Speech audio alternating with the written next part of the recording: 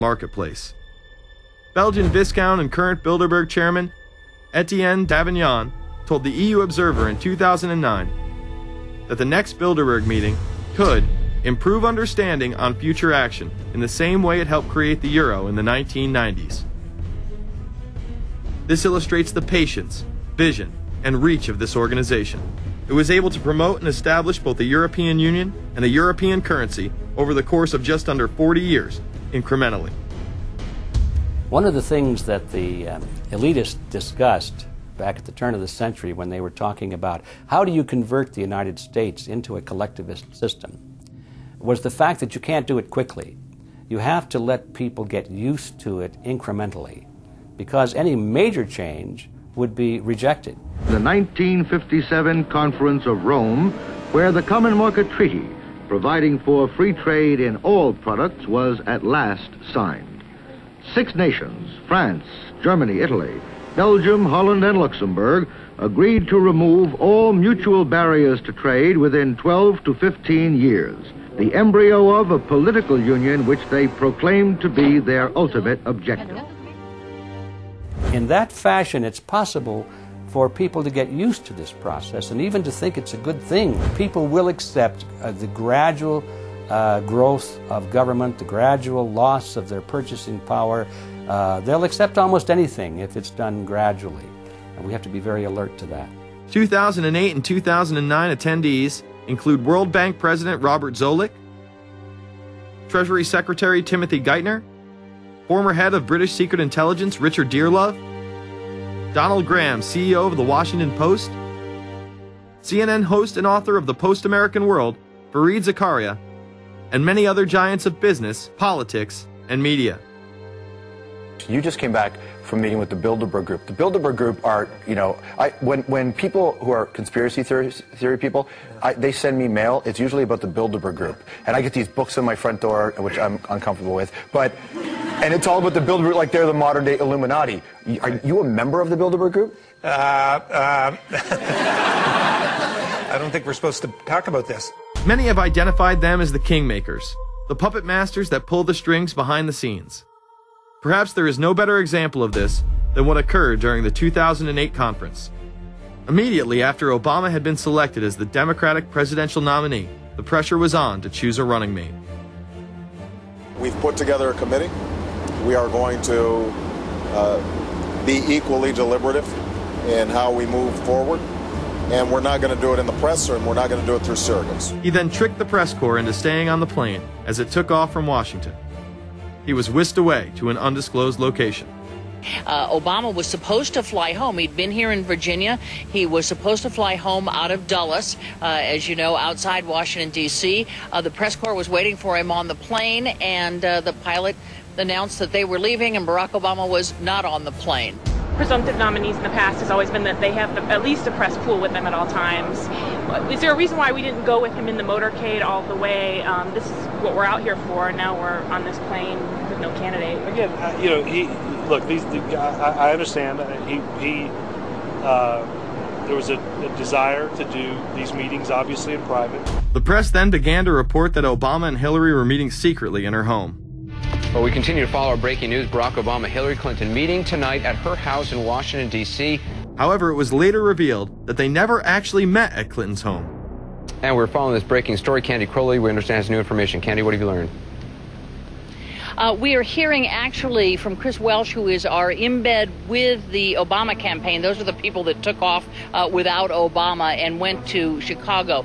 The spokesman there is in fact confirming that the meeting did take place. They're talking in past tense now, but saying that the meeting did not take place at the Clintons' house. It took place at this point at some place, I don't know where, some undisclosed place in Washington, D.C., not at Hillary Clinton's house. Remember, Gibbs mentioned that Obama had a desire to have several meetings, not just one. Is there more than one meeting? Is there more than one person with whom you... I'm not going to get into all the details of the meetings. I don't know that I've got a ton more different answers for all of your questions. The truth of the matter is that Bilderberg just happened to be in the neighborhood at the time. They were holding their annual meeting just down the road in Chantilly, Virginia. What are the chances? What's interesting and dangerous about the New World Order is that it's not a natural progressing idea. It's just not civilization naturally evolving and organizing into this system. It's the group of extremely powerful people that are manipulating the system to get it to this status from behind the scenes without anybody's knowledge. You have to ask yourself, if there isn't an agenda going on to keep those organizations quiet and to keep them out of the news, to keep the discussions about them behind closed doors, then why is it that these supposed experts on the left and on the right never talk about them? This has been a condensed history of the globalist organizations and their rise to power. But is there a reason they meet behind closed doors? A shadow world government has been mentioned, but to truly understand what that means, let's go back to this iconic warning from President Dwight D. Eisenhower. Progress toward these noble goals is persistently threatened by the conflict now engulfing the world. It commands our whole attention, absorbs our very beings. We face a hostile ideology, global in scope, atheistic in character, ruthless in purpose, and insidious in method. Unhappily, the danger it poses promises to be of indefinite duration. The need to maintain balance in and among national programs. Balance between the private and the public economy. Balance between the cost and hoped for advantages. Balance between the clearly necessary and the comfortably desirable. We have been compelled to create a permanent armaments industry of vast proportions. We annually spend on military security alone more than the net income of all United States corporations. The total influence, economic, political, even spiritual, is felt in every city, every state house, every office of the federal government. Yet we must not fail to comprehend its grave implications. Our toil, resources, and livelihood are all involved. So is the very structure of our society. In the councils of government, we must guard against the acquisition of unwarranted influence, whether sought or unsought, by the military-industrial complex.